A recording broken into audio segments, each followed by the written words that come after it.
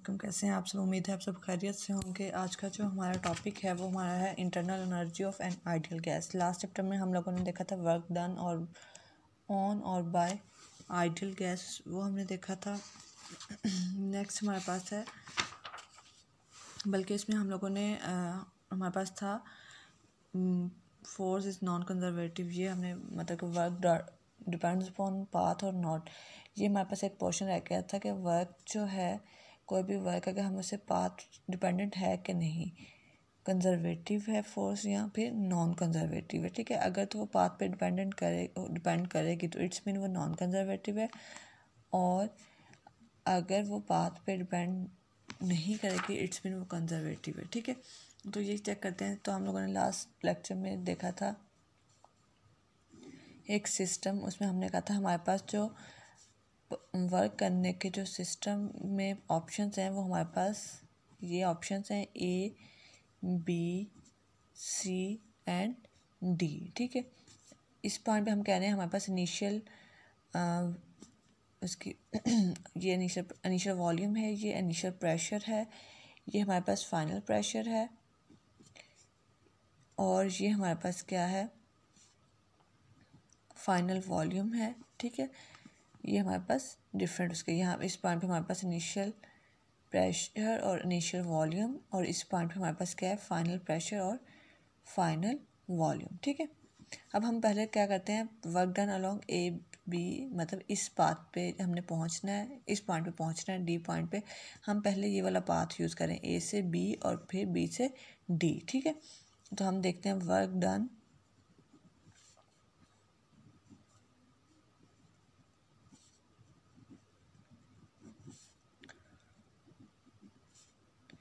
ए B D. ठीक है, हम लोगों ने पहले ए बी डी पाथ पे देखा है कि ए पॉइंट से डी पॉइंट तक जा रहे हैं थ्रू पॉइंट बी। इस पे हमारे पास क्या है, work A B D is equal to, इसे हम पार्ट्स में डिवाइड कर लेते हैं। पहला हमारे पास ए से बी और फिर बी से डी, तो work done on path A B and then work done on path B D. ठीक है, तो पहले हम देखेंगे work done on path A B. अगर हम पाथ ए बी की बात करें तो इस पॉइंट से जब इस पॉइंट पे जा रहे हैं तो हमारे पास प्रेशर क्या हो रहा है, वो हमारे पास चेंज हो रहा है, लेकिन हमारे पास जो वॉल्यूम है वो चेंज नहीं हो रहा। और हमारे पास क्या होता है, हमने कहा था अगर हम कांस्टेंट वॉल्यूम की बात करें तो कांस्टेंट वॉल्यूम पे हमारे पास अगर थ्रू आउट वॉल्यूम सेम रहेगा तो इट्स मीन हमारे पास वर्क डन क्या है, वो ज़ीरो है।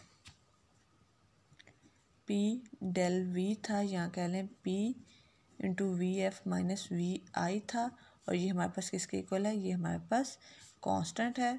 तो ये work along path A B क्या आ जाएगा, ज़ीरो आ जाएगा। ठीक है, उसके बाद हम बात करते हैं अलोंग पाथ बी डी। ठीक है, बी डी की अगर हम बात करें तो बी से डी के अलोंग हमारे पास जो प्रेशर है वो हमारे पास क्या है, पी एफ है,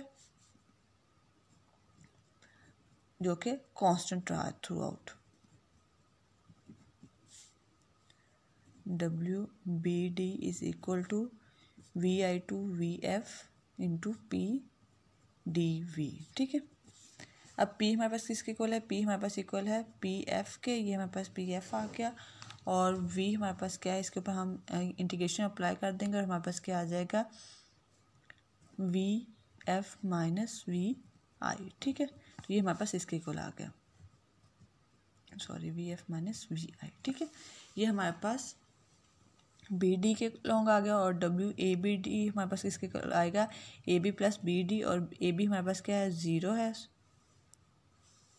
तो ये हमारे पास क्या आ जाएगा, minus P F into V F minus V I. ठीक है, अब ये तो अलॉन्ग इस पाथ हमने लिया, अब अलॉन्ग ए सी डी, अब ये वाला पाथ हम देख रहे हैं कि अगर हम इस पाथ से थ्रू वर्क करते हैं तो उस केस में हमारे पास क्या होता है, उस केस में हमारे पास वर्क सेम रहता है या उसमें कुछ डिफरेंस आता है। ठीक है, इसके लिए हम अगेन दो पार्ट्स में डिवाइड कर लेते हैं, W A C D is equal to W A C plus W A D. ठीक है, अब इसमें अगर हम देखें डब्ल्यू ए सी को पहले हम देख लेते हैं, तो डब्ल्यू ए सी से हमारे पास क्या है, वॉल्यूम चेंज हो रहा है V I to V F, लेकिन प्रेशर हमारे पास क्या है, वो कांस्टेंट रह रहा है, पी आई ही है इस पॉइंट पर। ठीक है, तो अलॉन्ग WAC हमारे पास क्या आ जाएगा,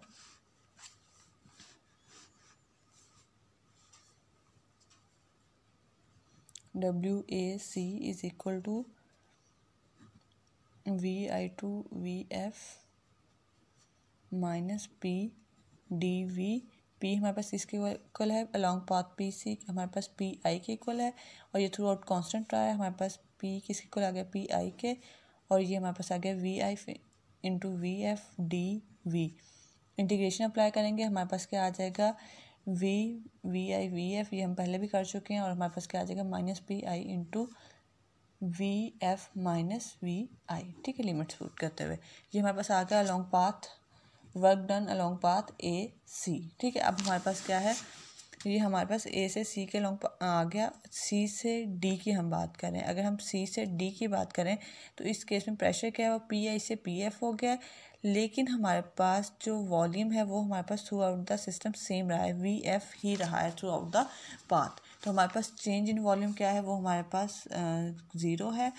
कांस्टेंट वॉल्यूम की बात करें तो फिर अगेन अलॉन्ग पाथ CD हमारे पास क्या हो जाएगा, वर्क डन 0 हो जाएगा, क्योंकि कांस्टेंट वॉल्यूम है। हम इसका सम लेंगे AC और CD का, तो ये हमारे पास किसके इक्वल आ जाएगा, ये हमारे पास इक्वल आ जाएगा minus PI into VF minus VI। ये हमारे पास आ गया WACD के। ठीक है, अब अगर हम कंपेयर करें अलॉन्ग WABD के, तो वो हमारे पास क्या था, वो हमारे पास था minus PF into VF minus VI। तो ये हमारे पास क्या है, ये हमारे पास सेम नहीं है। WABD is not equal to WACD। तो इसका मतलब है कि जो वर्क है आइडियल गैस पे, जो भी हम वर्क करते हैं वो डिपेंड करता है किस पे, पाथ पे डिपेंड करता है। अगर पाथ चेंज होगा तो वर्क भी हमारे पास डिफरेंट आएगा। तो इसलिए हमारे पास जो प्रेशर फोर्स है वो नॉन कंजर्वेटिव है, क्योंकि वर्क हमारे पास किस पर डिपेंड कर रहा है, पाथ पे। ठीक है, अब हमारे पास जो हमारा आज का टॉपिक है हम उसकी तरफ आते हैं। वो हमारे पास है internal energy of an ideal gas. The internal energy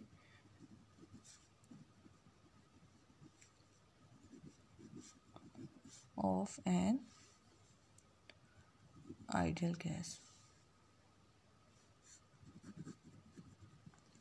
ठीक है, तो इसके लिए सबसे पहले हम क्या कर रहे हैं, सबसे पहले हम ये देख रहे हैं कि हमारे पास एक कोई भी अगर हम सब्सटेंस की बात करते हैं तो उसके पास एनर्जी कौन कौन सी होती हैं। तो अगर हम किसी भी सब्सटेंस की बात कर रहे हैं तो उसके पास जो टोटल एनर्जीज होती हैं वो हमारे पास 3 टाइप की होती हैं। एक हमारे पास होती है काइनेटिक एनर्जी, एक हमारे पास होती है पोटेंशियल एनर्जी, और एक हमारे पास होती है इंटरनल एनर्जी। ठीक है, ये हमारे पास 3 टाइप की एनर्जीज होती हैं। काइनेटिक एनर्जी का आपको बहुत अच्छे से पता है। काइनेटिक एनर्जी हमारे पास किस वजह से होती है, काइनेटिक एनर्जी हमारे पास होती है due to motion of particles. अगर हम सब्सटेंस की बात करें तो सब्सटेंस की मोशन की वजह से जो एनर्जी पॉज करेगा उसे हम कहते हैं, वो हमारे पास काइनेटिक एनर्जी होती है due to motion of substance.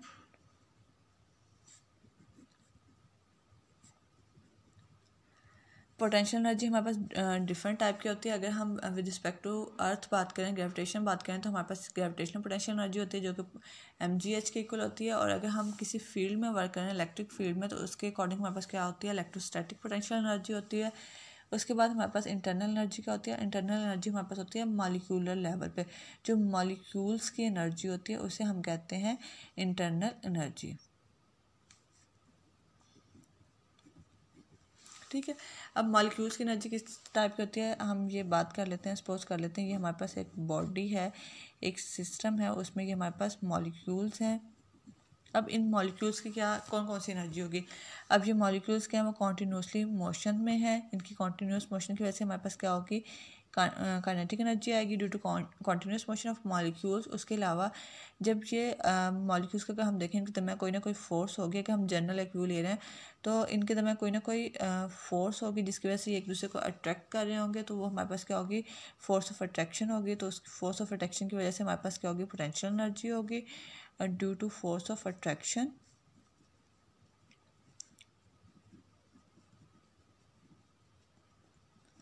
उसके बाद हमारे पास इनकी क्या होती है, वाइब्रेशनल, ये कॉन्टीन्यूसली वाइब्रेट कर रहे हैं, तो उसकी वजह से हमारे पास क्या होती है, इनकी वाइब्रेशनल एनर्जी होती है।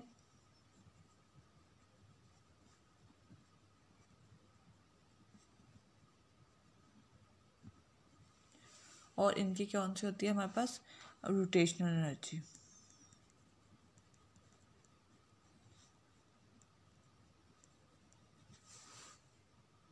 ठीक है, तो ये तो हमारे पास आगे अगर हम जनरल बात करें, हम जनरली अगर किसी सिस्टम की किसी बॉडी की इंटरनल एनर्जी की बात करें तो वो मॉलिक्यूलर एनर्जी की बेसिकली हम बात कर रहे होते हैं। और मॉलिक्यूलर एनर्जी हमारे पास कौन कौन सी पॉसिबल हो सकती है, काइनेटिक एनर्जी हो सकती है, प्लस पोटेंशियल एनर्जी हो सकती है, प्लस वाइब्रेशन एनर्जी हो सकती है, और प्लस रोटेशनल एनर्जी हो सकती है। तो ये हमारे पास इन सब एनर्जीज़ का जो समेशन होता है उसे हम कहते हैं वो हमारे पास इंटरनल एनर्जी होती है। तो अगर हम इंटरनल एनर्जी को डिफाइन करें तो वो हमारे पास क्या होती है, the sum of all forms of molecular energies of substance. एक सब्सटेंस जितनी भी टाइप्स की मॉलिक्यूलर लेवल पे एनर्जीज पॉज कर सकता है, उनका जो समेशन होता है उसे हम कहते हैं वो हमारे पास इंटरनल एनर्जी है। जैसे ये हमने डिस्कस किया कि एक मॉलिक्यूल किन किन टाइप की एनर्जीज को पॉज कर सकता है, तो वो हमारे पास ये आ गई। ठीक है, ये हमने एक जनरल बात की। अब हम बात कर रहे हैं आइडियल गैस की, internal energy of an ideal gas.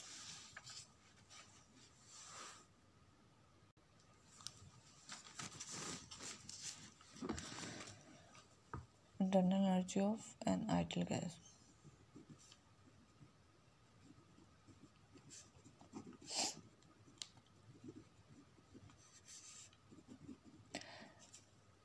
Again हम कंसिडर कर लेते हैं एक कंटेनर जिसमें हमारे पास, हम सपोज कर लेते हैं एन मॉलिक्यूल्स हैं, और ये मॉलिक्यूल्स क्या हैं, कॉन्टीन्यूस मोशन में है, ये मूव कर रहे हैं।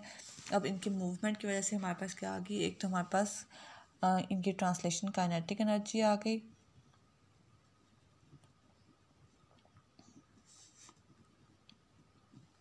उसके बाद हम लोगों ने क्या कहा है, उसके बाद हमने कहा है कि हमारे पास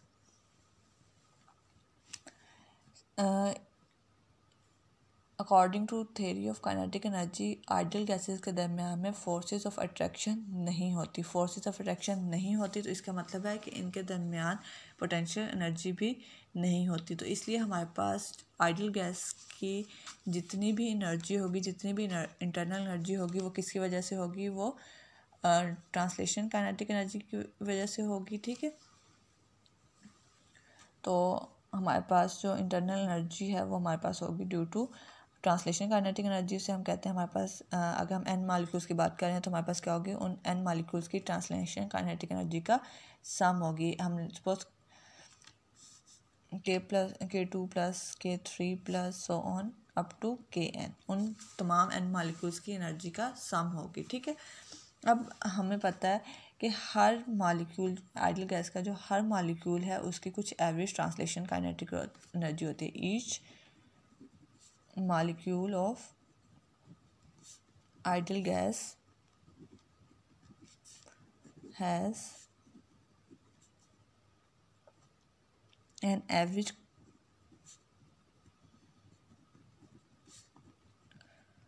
translational kinetic energy। ठीक है, और एवरेज एनर्जी किसकी इक्वल होती है, एवरेज ट्रांसलेशनल काइनेटिक एनर्जी हमारे पास इक्वल होती है K इज इक्वल टू, या K बार हम कह लें, हाफ mv बार स्क्वायर। ठीक है, ये हमारे पास एवरेज ट्रांसलेशन काइनेटिक एनर्जी है। और अगर हम एन मॉलिक्यूल्स की बात करें, मतलब हम अगर इसमें पुट करें तो हमारे पास क्या आ जाएगी, एन मॉलिक्यूल्स की जो इंटरनल एनर्जी आ जाएगी वो हमारे पास इक्वल होगी summation of average translation kinetic energy. तो ये हमारे पास आ जाएगी N into half M V bar square के। एम हमारे पास क्या है, अगर हम देखें डेंसिटी को डिफाइन किया था जब हमने, तो आपको याद होगा डेंसिटी हमारे पास किसके इक्वल थी, डेंसिटी हमारे पास इक्वल थी मैस पर यूनिट वॉल्यूम के। ठीक है, तो यहाँ से हमारे पास एम किसके इक्वल आ गया, रो वी के। N is equal to half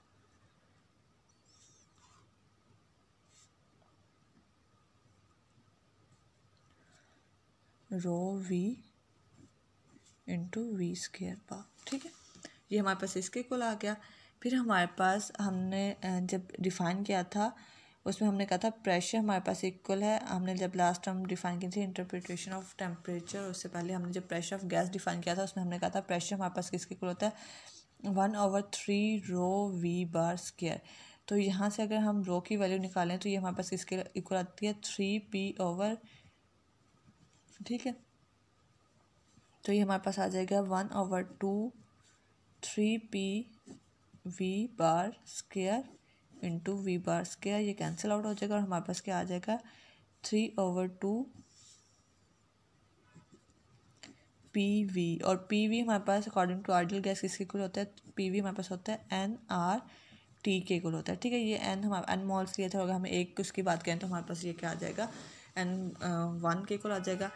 और तो इसमें हमारे पास जो इंटरनल एनर्जी है वो हम देख सकते हैं कि इस पर डिपेंड कर रही है, वो टेम्परेचर पर डिपेंड कर रही है। अगर हमारे पास टेम्परेचर चेंज होगा तो इंटरनल एनर्जी भी चेंज होगी। और अगर हम सपोज कर लेते हैं एक इंसुलेटेड सिलेंडर सपोज कर लेते हैं और उसके ऊपर हम वर्क कर रहे हैं, गैस के ऊपर वर्क हो रहा है, तो उस केस में हमारे पास जो टेम्परेचर होगा उसमें जो चेंज आएगा वो भी हमारे पास क्या होगा, पॉजिटिव होगा। ठीक है, तो ये हमारे पास अगर हम इसको टेम्परेचर चेंज को रिप्रेजेंट किससे करते हैं, डेल टी से रिप्रेजेंट करते हैं। ठीक है, तो ये हमारे पास एक जनरल फार्मूला आ गया इंटरनल एनर्जी का। अब अगर हम बात करें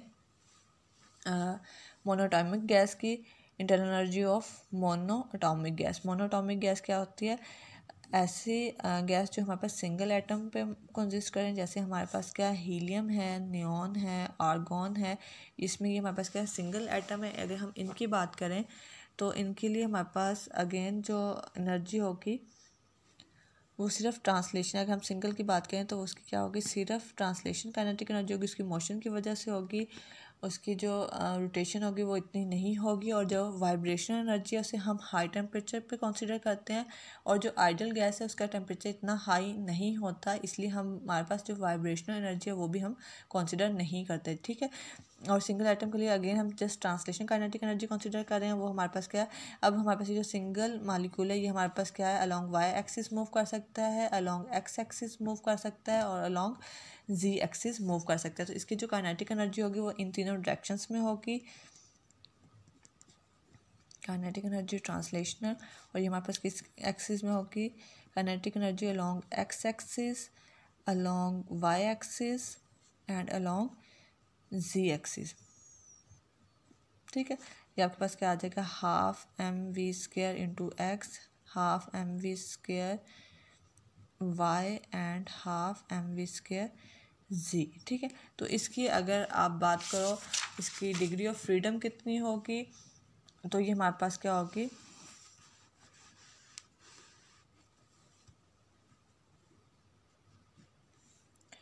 इंटरनल एनर्जी पर मॉलिक्यूल की हमारे पास आ जाएगी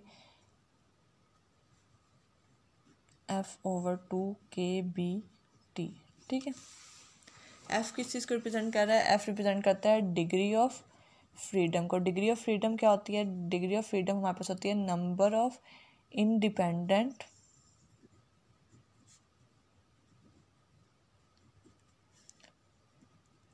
term, number of independent term of expression of kinetic energy.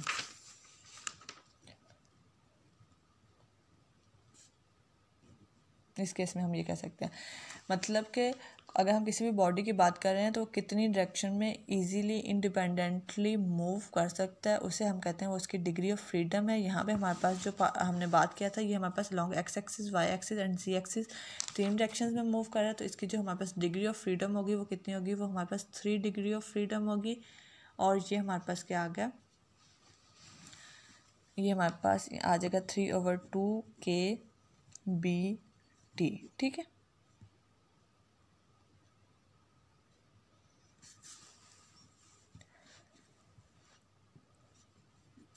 अब अगर हम बात करें डायटोमिक गैस की, तो डायटोमिक गैस हमारे पास कौन सी होती है, जिसमें हमारे पास 2 मॉलिक्यूल्स हों या 2 एटम्स हों, जैसा कि हमारे पास क्या है, ऑक्सीजन, नाइट्रोजन, कार्बन मोनोऑक्साइड, ये हमारे पास इनमें क्या है 2 एटम्स हैं। अब इनकी हमारे पास क्या होगी, ट्रांसलेशन काइनेटिक एनर्जी होगी along Y axis, along X axis, along Z axis, 3 direction में ये होगी। उसके अलावा क्या होगी, इनकी हमारे पास रोटेशनल एनर्जी होगी, क्योंकि ये रोटेट कर सकते हैं along Z axis, X axis and Y axis. अगर हम बात करें अलॉन्ग जी एक्सिस की तो ये हमारे पास क्या होगा, इस तरह से मूव कर सकते हैं, इस तरह से इनकी मूवमेंट की वजह से क्या होगा, ये मोमेंट ऑफ इनर्शिया पास करेंगे। ठीक है। ये इस अलोंग जी एक्सिस इस तरह से मूव कर सकते हैं, अलोंग एक्स एक्सिस अगर हम कहें तो ये इस तरह से मूव कर सकते हैं, और अगर हम अलोंग वाई एक्सिस बात करें तो ये हमारे पास इस तरह से अपने ही एक्सिस के लॉन्ग या स्पिन करेंगे। तो इस केस में इनका जो डिस्टेंस होगा फ्रॉम द ओरिजिन वो बहुत ही कम होगा, क्योंकि इस तरह से मतलब इस तरह से मूव कर रहे हैं, और जी एक्सिस में ये इस तरह से मूव कर रहे हैं, और एक्स एक्सिस में ये हमारे पास इस तरह से। तो अलोंग वाई एक्सिस इनका जो डिस्टेंस होगा फ्रॉम ओरिजिन वो बहुत कम होगा, इसलिए हम अलोंग वाई एक्सिस कंसिडर नहीं कर रहे। हम कंसिडर करेंगे इनकी काइनेटिक एनर्जी अलोंग। सबसे पहले तो अगर हम ट्रांसलेशनल काइनेटिक एनर्जी की बात करें तो हमारे पास क्या आ जाएगी, half M V X square plus half M V Y square plus half M V Z square. और अगर हम रोटेशनल एनर्जी की बात करें तो वो हमारे पास क्या है, किसके इक्वल होता है, हाफ आई ओमेगा स्क्वायर के इक्वल होता है। तो ये लॉन्ग आ जाएगा omega X square plus half I Z omega Z square. ठीक है, लेकिन अलोंग वाई हमारे पास क्या है, इसका डिस्टेंस कम है, और मोमेंट ऑफ इनर्शिया किसके इक्वल होता है, एम आर स्क्वायर के इक्वल होता है। तो उसका जो ओरिजिन से डिस्टेंस है उसके कम होने की वजह से वो निगलेक्ट हो जाती है। तो हमारे पास जो टोटल काइनेटिक एनर्जी आती है वो हमारे पास क्या होती है, ट्रांसलेशनल काइनेटिक एनर्जी और रोटेशनल काइनेटिक एनर्जी की वजह से होती है। अगेन हम वाइब्रेशनल काइनेटिक एनर्जी नहीं कंसिडर कर सकते, क्योंकि ये टेम्परेचर हाई टेम्परेचर की बात नहीं हो रही, और पोटेंशियल एनर्जी हम वैसे कंसिडर नहीं कर सकते क्योंकि इनमें अट्रैक्शन ऑफ फोर्सेस है ही नहीं अकॉर्डिंग टू काइनेटिक थ्योरी। ठीक है, तो हमारे पास जो पॉसिबल मूवमेंट्स हैं वो कितनी है, 1 2 3 4 5। ठीक है, तो हमारे पास क्या है, 5 पॉसिबल मूवमेंट्स हैं। हम यहाँ पे लिख सकते हैं टोटल काइनेटिक एनर्जी इन दोनों का सम आएगी। और अगर हम इंटरनल एनर्जी की बात करें तो वो हमारे पास फिर किसके इक्वल आ जाएगा, वो हमारे पास आ जाएगा अगेन हाफ के बी टी प्लस 2n। ये हमारे पास ट्रांसलेशनल काइनेटिक एनर्जी की वजह से प्लस रोटेशनल काइनेटिक एनर्जी से ये हमारे पास 6 कुल आ जाएगी। टोटल हमारे पास कितनी आ जाएगी, 5/2n के बी टी, और एन के बी हमारे पास आर के इक्वल होता है। तो ये हमारे पास क्या आ जाएगी, 5/2 एन आर टी। इसको हम इस तरह से भी लिख सकते हैं। ठीक है, तो हमारे पास जो डिग्री ऑफ फ्रीडम है फॉर डायटोमिक गैसेस वो कितनी है, वो हमारे पास है 5। ठीक है,